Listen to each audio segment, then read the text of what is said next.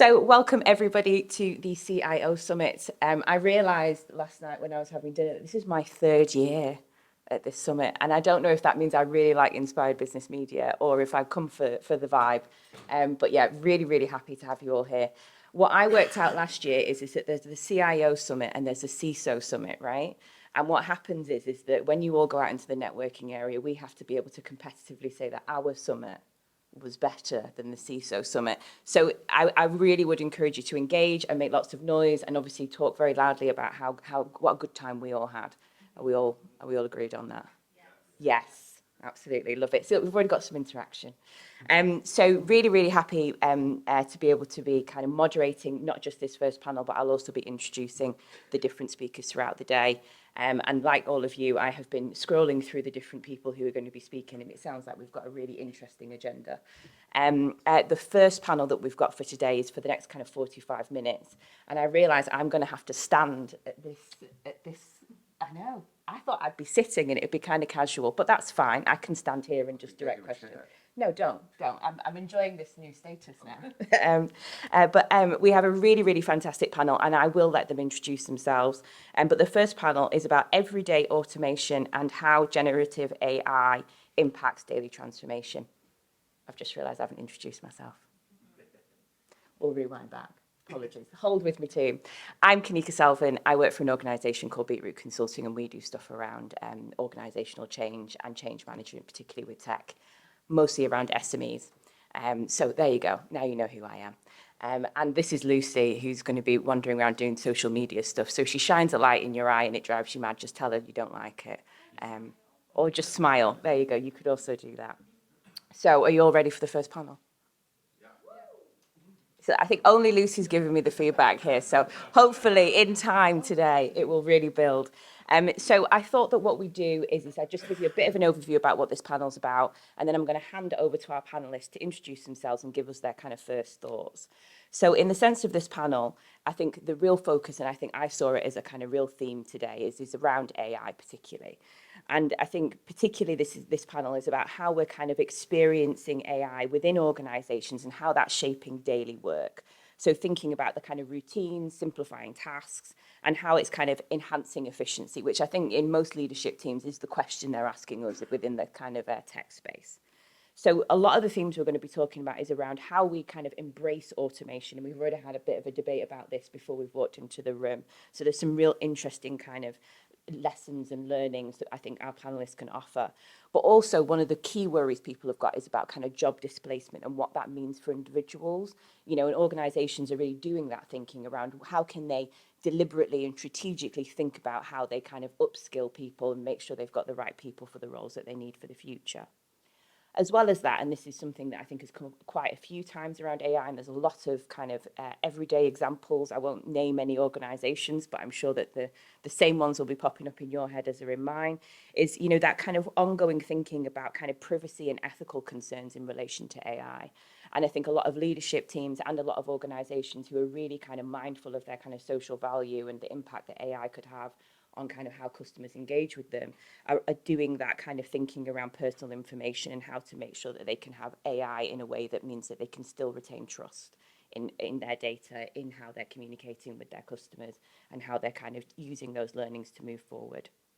So what I'm going to do is I'm going to hand over to our panel to firstly introduce themselves, and I'm going to give them a really horribly broad question, which is just a very high level, 1 minute on how generative AI is impacting daily transformation in your organisation. So if I start out with you, Russ, is that all right? Yeah, just make sure the mic's working. So hi, I'm Russ Smith. I'm the Vice President of ERP Transformation at AstraZeneca, and I'm a member of the IT leadership team globally for that company. So I'll start with AI in general before getting on to generative AI. We use it pervasively across the organisation, whether that's in R&D for drug discovery, for screening. We use it in operations for predictive maintenance operations. We use it in commercial and sales for predictive forecasting. We use it in human resources for talent acquisition. And we use it pretty much in every part of the organisation in one way, shape or form. In terms of generative AI specifically, like most companies, we're using it for productivity gains across the entire workforce. So very much trying to accelerate the everyday tasks that people do and allow them to sort of focus on more value-add activities rather than the menial repetitive tasks. I think it's so interesting because I don't think that I would have had a concept of how much you're using it. I think if I'd been thinking about that, do you think that's unusual or? I think we've been using it probably for about 7 or 8 years. I think now it's a buzzword. You have to say you're using it to the markets. So I think that it's become much more visual, even if it's been used for quite some time. Yeah, that's really interesting.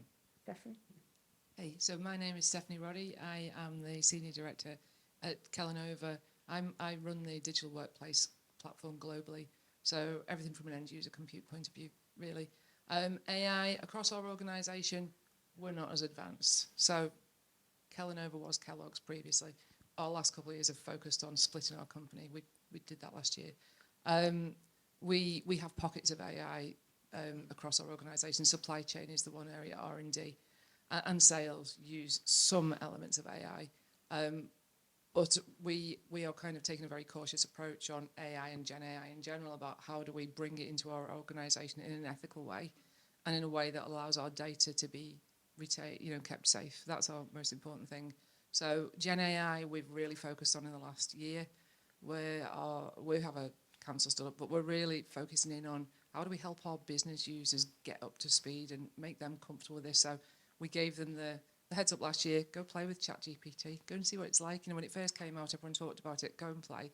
And now we're kind of looking at how we can take that to the next level. And in the sense of that bit around daily transformation, would you say you're seeing the benefits of it within daily transformation, or is that kind of in the roadmap, it's coming?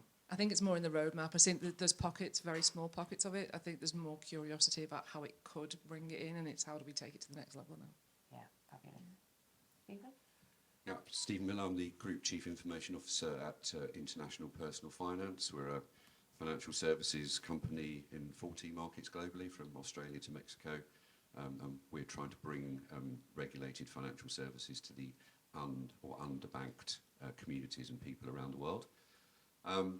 So I guess that there's a lot of FOMO around AI.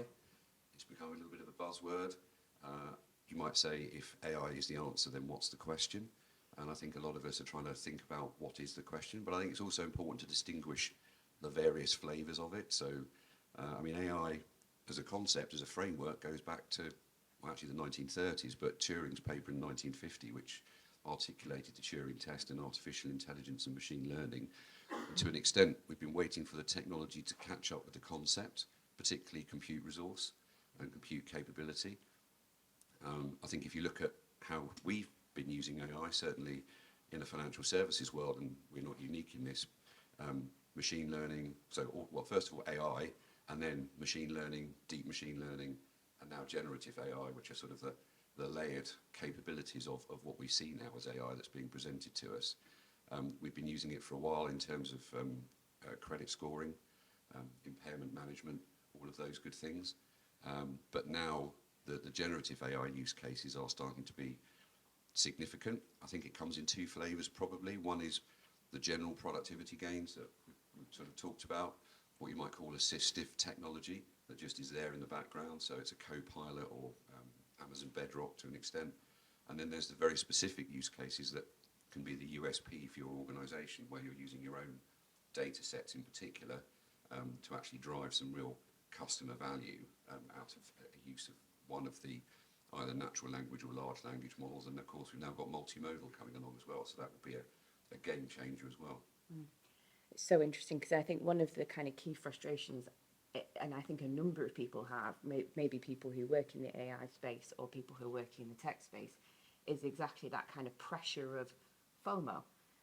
Does everyone know what FOMO means? Yeah, everyone's. I just wanted to check. You never know, do you?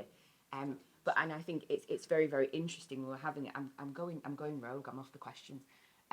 It's a really interesting conversation about kind of leadership teams and sales teams and people getting attached to the idea of particularly generative AI, I think.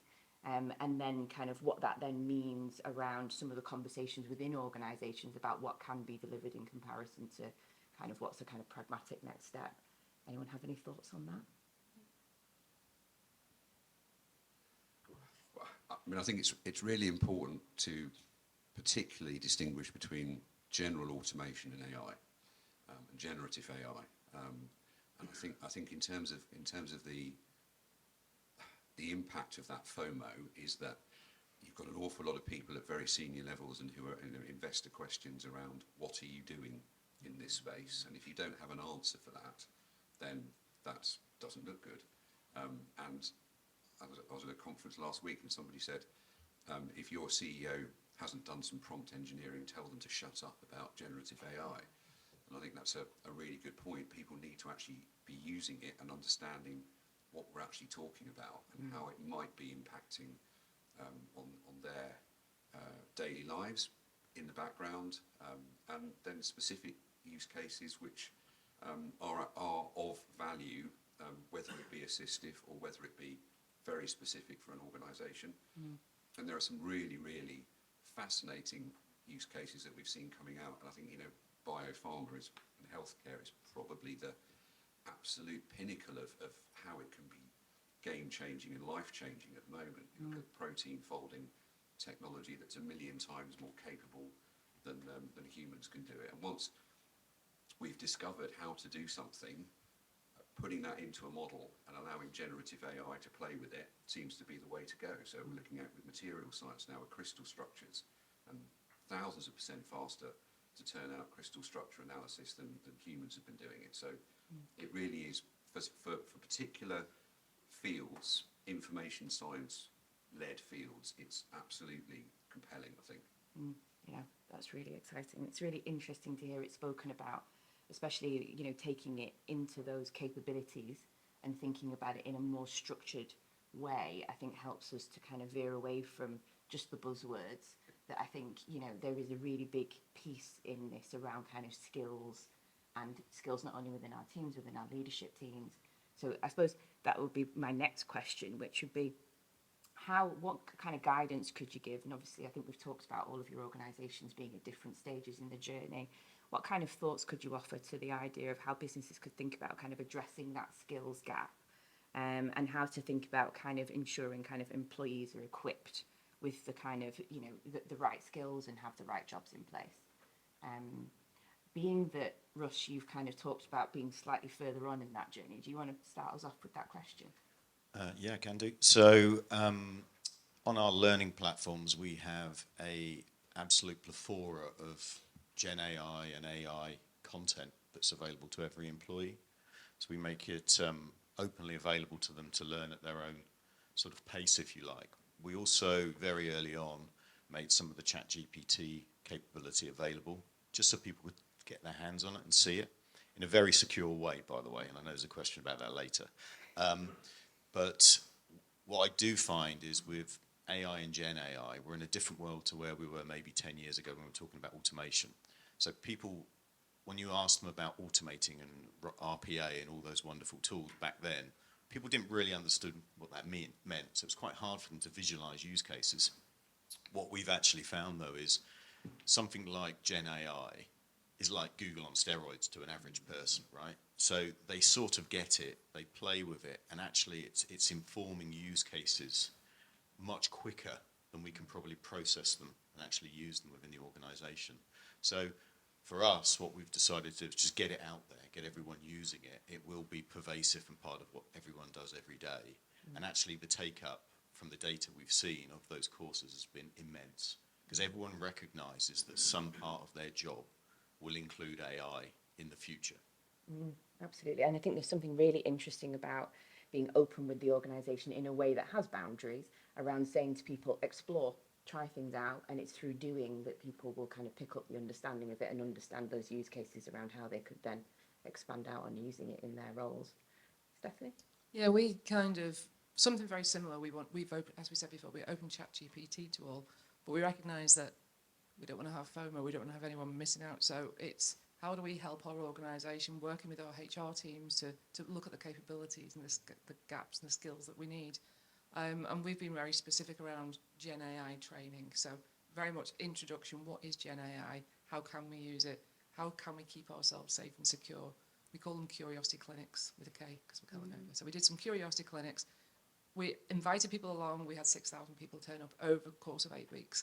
And really it was a case of, this is what Gen AI is, this is what you can do. So really start at the very beginning, and our journey now will take people on, different levels, Gen AI for, look at how we can use it in sales, how we can use it in different areas of the business, and how we can take the use cases and really help people understand what it means for them.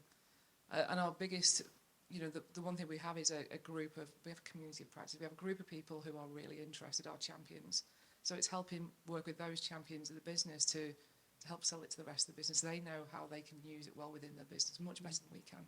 Yeah. So we work with those to look at how we can bring it to the next level. And I think it's just this long journey.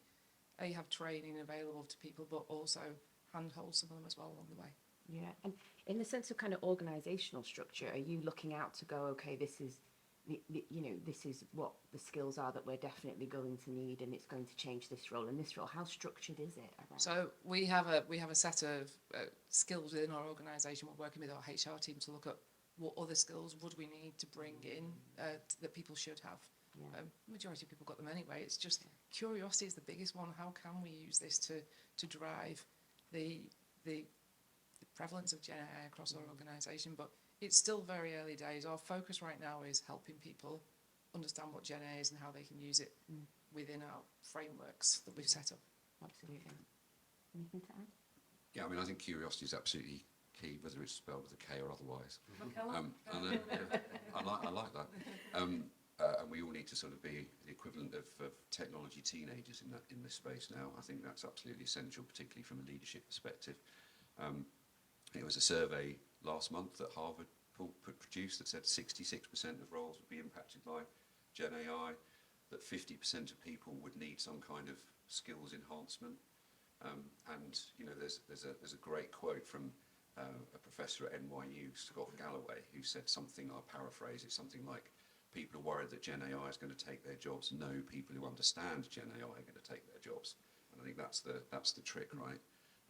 But actually, the good news is that we've been here before. For every kind of uptick in terms of general purpose technology, whether it's steam engine, electric motor, internal combustion engine, whatever it might be, new roles new skills have been required and new jobs have been made. And I don't really see that this is, I mean, there's an assumption that Gen AI is in that category, and I think we could probably say that it is. But also, if you look at the jobs profile currently, 60% of the roles that people do now in the workplace didn't exist in 1940. So that gives you an idea of but also the pace of change in terms of what skills are required and what roles might become required for a post-Gen AI workplace. Absolutely. And I think that thinking around some of the lessons, I think, from each of your organisations around driving additional curiosity, thinking about training, thinking about how it works into the kind of organisational capabilities. I actually find your reflections very calming around this idea that, we are constantly evolving in organisations, and, AI may be quite revolutionary in many ways, but actually, through leaning into that with curiosity, actually we're able to kind of write our own skill sets and kind of what our organisations need moving forward. Yeah, I think it's a really interesting point. Can we move on to the kind of elephant in the room? We all have to decide what the elephant is now. I've decided it's kind of ethics and privacy. And I think, we will all have seen organisations who are trying to navigate this when it comes to ethical concerns and AI-driven automation and, what this means around kind of public trust. So, Russ, I'm going to start with you again, because I think that, do you feel like you want to kind of, with your kind of organisational kind of background, I think you could probably give us some interesting insights and thoughts into this. Yeah, I mean, this is hugely important. So even before my current role, I ran most of the back office for the company, including compliance. So I always start from a position of compliance. We published our AI ethics probably 5-6 years ago, and it actually hasn't changed a lot. I went and had a look at it last night, and it's quite obvious what you should put in there and consider as an organisation. First and foremost, AI must be explainable. It must be accountable. It must be secure. And the one that I think people forget quite a lot is fair. And if you look under what FAIR says, you can go to our website, you can see it, by all means crib it. I've shared it with lots of companies, it's straightforward. But FAIR's a really interesting one because what it basically says is AI is only as good as the data that it's built upon. So you've got to make sure the data set that you do any AI on is fair. For us, in our industry, that means it's representative of the society as a whole. It isn't just based upon the genetics, for example, of white middle-aged men in North America. So that is a fundamental bedrock of AI, which is understanding that you have to have the foundations correct and the data needs to be representative of the outcomes that you want to achieve. So that for us has been there for quite some time. And then, of course, privacy and legislation come into that as well. Now, we're dealing with patient data. There's nothing more sacred than patient data. There's customer data and then there's patient data. At the end of the day, it's your health, it's your personal genetics. So we put a lot of guardrails around our AI. So when I talked earlier on about ChatGPT, we didn't let the organisation loose on public ChatGPT. Right? We wouldn't put our data out there. We wouldn't train models for others out there. So we actually created a very containerized ChatGPT with Microsoft so that it was a very safe environment for them to play in. And there was no risk of any data leakage or privacy concerns as a result of that. And in the sense of, it's really fascinating. In the sense of kind of those guardrails that you've talked about, have some of the partnerships that you've done with, say, Microsoft, have they been quite key to ensuring that you've been able to put those guardrails up? Is there something in that engagement? Yeah, I'm not naive that the scale of our organisation gives us a lot more sway with the Microsofts of the world. But Microsofts of the world don't inherently want to be non-compliant either, right? But often they don't see some of the stuff that you see when you use these tools on the ground. So I'll show an example earlier on with Copilot, which we're deploying across the organisation. It has a feature within it that means that if you are transcribing an entire meeting and then somebody joins that meeting, so it's a big long meeting, for just a minute, they get full access to the entire content and transcript. Now that isn't particularly secure, right? That doesn't adhere to the need to know basis of compliance. So as a result, we're working with them to try and amend the feature so that it's usable. Absolutely, that's really interesting. Stephanie, I think we were talking a little bit about your kind of steps around thinking about this from the perspective of kind of councils and things like that. I think it'd be really interesting to hear more about what you do. Yeah, so the Gen AI is obviously very, very new within our organisation, and we've stood up a Gen AI council, so very much a case of trying to understand how we can provide a filter to bring, the opportunities that our salespeople provide to us or ideas that people have, how we can provide a filter that will allow us to look at the suggestions, the ideas that are out there and make sure that we keep them safe and secure. So they go through security risk assessments, they look at our privacy impact statements. We really make sure that we allow the freedom. We have a framework, and we want to have freedom within that framework to allow people to be creative, to ideate and to look at how we take our organisation forward, but really within we have a leadership team that are focused on AI. So everything that comes in, we talk through what would the impact be to our business, legislation, how is legislation going to affect some of this? So really having decision making at the very early stages of any new technologies, any new suggestions that are coming through, so that we can keep people safe and secure. Absolutely. And just thinking in that bit around kind of, you mentioned around kind of, strategic direction and leadership teams. So is AI kind of sitting within a kind of tech space, or is it? No, it's really interesting. So it started within the tech space, but there are pockets across our organisation as well, within supply chain, within our sales teams. There's lots of groups looking at AI, but we're very clear tech aren't leading, can facilitate, but it's a business driven conversation. So it's working with the business. Tech are driving the council, bringing it all together, but absolutely making no decisions by ourselves. We just can't. It has to be business led. Absolutely. Yeah, so I've not been at IPF very long. I've been there for 9 months. One of the first things that landed on my desk was an AI policy. And I actually said, but hold on a minute, we've been using AI for years. What have we been using to govern before that?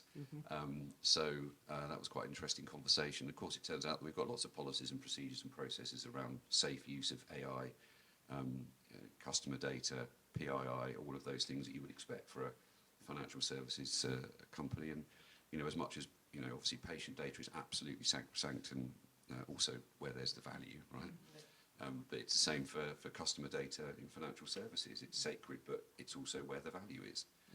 So the data part of it is critical. And if your data organisation is safe, secure, well governed, then I think you can have a level of confidence around your ability to deal ethically and securely with AI.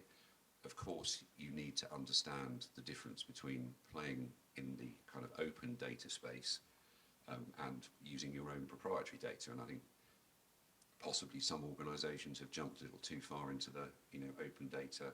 If you look at what's happened with in the legal space, where every law firm in the world seems to have jumped onto an AI bandwagon, and you've got people like Thomson Reuters who are looking at the fact that over 70% of their output from some of the legal platforms is actually garbage, it's hallucination, because they're using open source data. And I think there's some cases in the US at the moment that have to be reviewed because people have used AI to generate case law and appeal processes, and it's just rubbish. It's not true. It's not real. So there is, that is a great example of distinguishing between AI that's out there taking data, being trained on data from everywhere and taking data from everywhere versus internally controlled data that you can manage and you have a very high level of confidence that it is correct and real and accurate. Absolutely. It's really interesting because that, and we've got conversations later on today around it, but that piece around kind of what are some of the kind of foundational things that need to be in place so that you can use, particularly generative AI effectively within your organisation. That conversation about kind of data and governance feels like it's something we're continually coming back to. I'm going rogue again, everybody.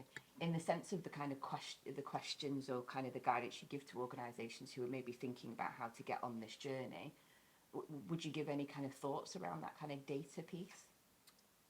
Oh, absolutely, yes. I mean, sort your data out first. I mean, there's I think no. you should just stop there and just go, that's it. There's no point trying to use Gen AI apart from in a very broadest assistive technology sense if you don't have good data organisation, good data governance, good data structure. All of that is absolutely key. Absolutely. Okay, so kind of final question, and then I'm going to put it out to yourselves for any questions that you might have for the panel.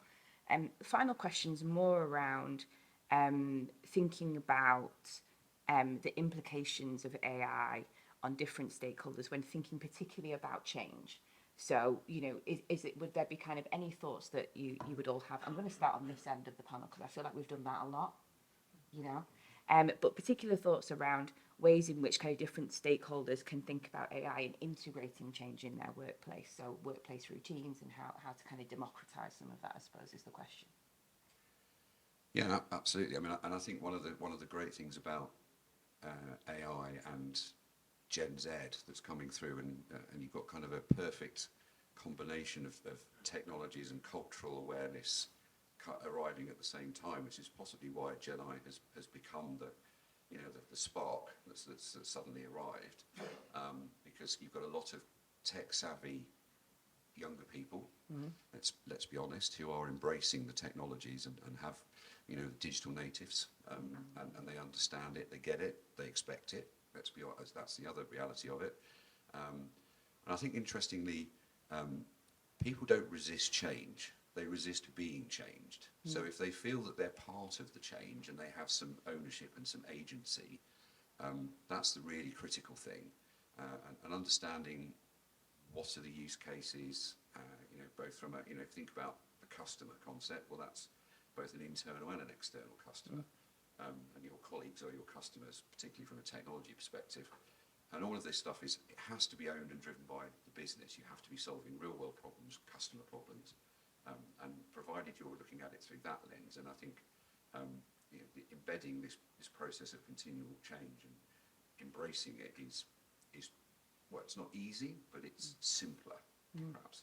Absolutely. And I think, even when I, do work with different organisations, that difference kind of generationally about who feels comfortable to explore, it really kind of speaks to the idea of how you can embed continual change, because actually often you'll get younger people who are maybe at the lower levels of an organisation with a certain perspective, and then sometimes, and I wouldn't say all the time, you may get some slightly older people who are maybe kind of, in that leadership space, and actually there's sometimes a little bit of tension there around how do you make sure that people are speaking the same language and we've got the right structures in place.